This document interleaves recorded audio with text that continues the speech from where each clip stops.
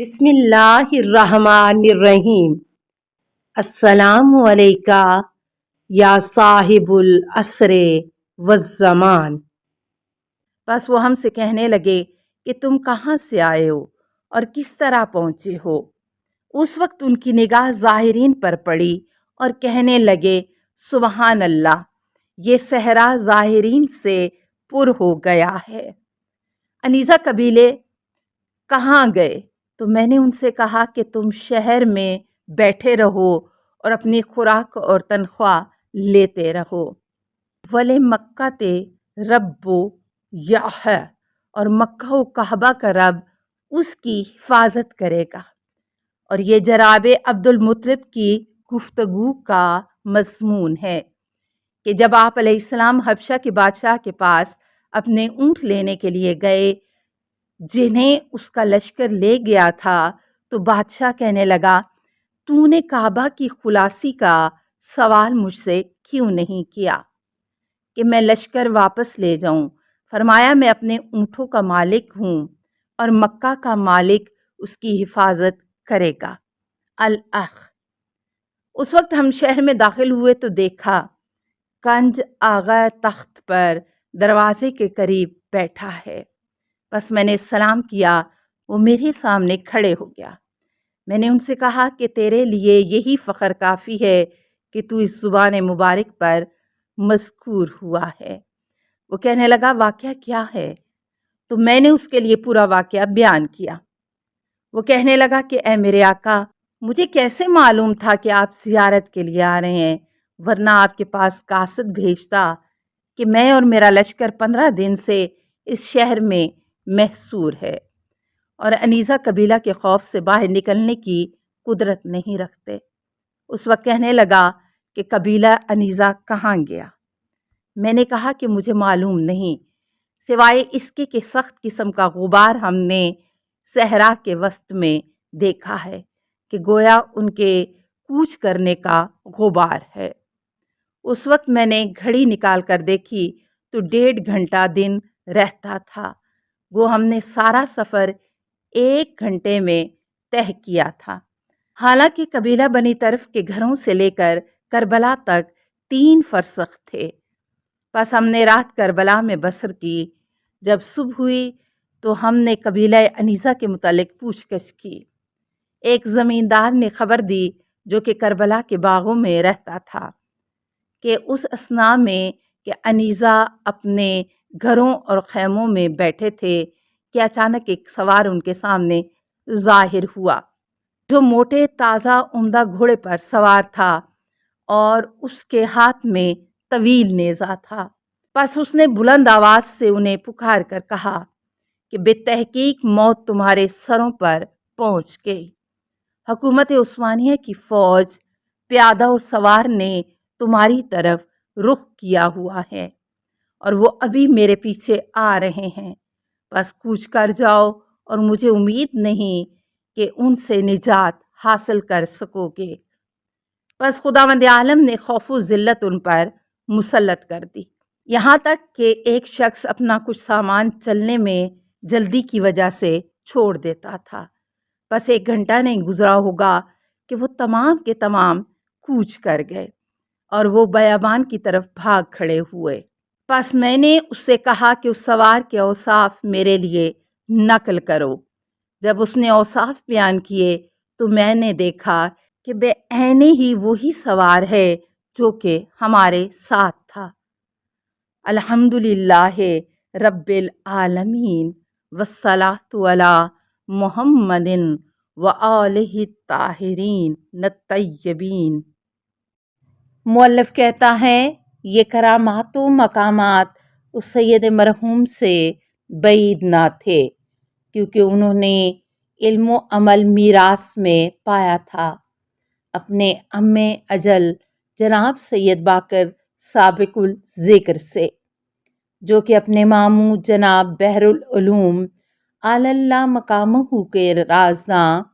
اور ان کے چچا محترم نے ان کی تربیت فرمائی اور مخفی امور اور اسرار پر مطلع کیا، یہاں تک کہ وہ اس مقام پر پہنچے کہ جس کے گرد افکار نہیں پہنچ سکتے تھے، اور ان میں فضائل و مناقب کی اتنی مقدار جمع ہو گئی کہ جو ان کے علاوہ دوسرے علماء و ابرار میں جمع نہیں ہوئی۔ پہلی فضیلت یہ ہے کہ وہ مرحوم بعد اس کے کہ نجف اشرف سے حلہ کی طرف ہجرت کر گئے اور وہاں رہائش پذیر ہوئے اور لوگوں کو ہدایت اور اظہار حق اور اضحاء کے باطل شروع کیا، تو آپ کی دعوت کی برکت سے داخل و خارج حلہ سے 1,00,000 سے زیادہ عرب شیعہ مخلص اثنا عشری ہو گئے، اور انہوں نے خود اس حقیر سے فرمایا کہ جب میں حلہ میں گیا تو وہاں کے شیعہ علائم امامیہ اور شعار شیعہ مخلص اثنا عشری ہو گئے، اور انہوں نے خود اس حقیر سے فرمایا کہ جب میں حلہ میں گیا تو وہاں کے شیعہ علائم امامیہ اور شعار شیعہ میں سے سوائے اس کے کہ اپنے مردوں کو نجف اشرف لے جاتے تھے اور کچھ نہیں رکھتے تھے، اور باقی احکام و اسرار سے عاری و خالی تھے، یہاں تک کہ اعدائے خدا پر تبرہ کرنے سے ان کی ہدایت کی وجہ سے صلحاء و ابرار ہو گئے، اور یہ بہت بڑی فضیلت ہے جو کہ ان کے خصائص میں سے ہے۔ دوسری چیز کمالات نفسانیہ اور صفات انسانیہ جو کہ آن جناب علیہ السلام میں سے تھے، صبر و تقوی، رضا و تحمل، مشقت عبادت و سکون نفس، اور ہمیشہ ذکر خدا میں مشغول رہنا، اور کبھی بھی اپنے گھر میں اپنے اہل و عیال و خدمت گاروں سے حاجات میں سے کوئی چیز نہیں مانگتے تھے، مثلا صبح و شام کا کھانا، کافی اور چائے اور حقہ ان چیزوں کے اوقات میں، باوجود یہ کہ انہیں اس کی عادت نہیں، حالانکہ متمکن و ثروت و سلطنت ظاہری، غلام اور کنیزیں سب ہی موجود تھیں، اگر وہ ان چیزوں سے مراقب اور دیکھ بھال نہ کرتے اور ہر چیز وقت پر نہ پہنچاتے تو بسا اوقات دنوں رات ان چیزوں کے استعمال کیے بغیر گزر جاتے، دعوت قبول کرتے اور مہمانوں میں حاضر ہوتے، لیکن کتابیں اپنے ساتھ لے جاتے اور مجلس کے کونے میں اپنی تالیف میں مشغول رہتے، اور مجلس کی باتوں کی انہیں کچھ خبر نہ ہوتی مگر یہ کہ کوئی مسئلہ پوچھے تو اس کا جواب دیتے، اور اس مرحوم کا طریقہ ماہ رمضان میں یہ ہوتا تھا کہ نماز مغرب جماعت کے ساتھ مسجد میں پڑھاتے، اور اس وقت نوافل مقررہ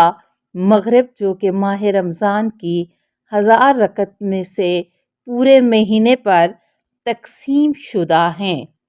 ان کی اس مقدار کو ادا کرتے جو اس کے حصے میں آتی،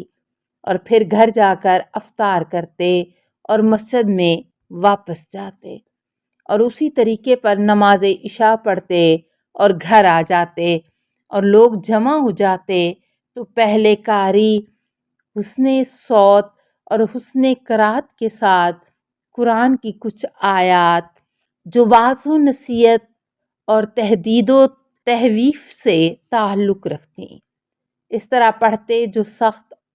دلوں کو نرم اور خشک آنکھوں کو تر کر دیتی، پھر کوئی دوسرا اسی نہج پر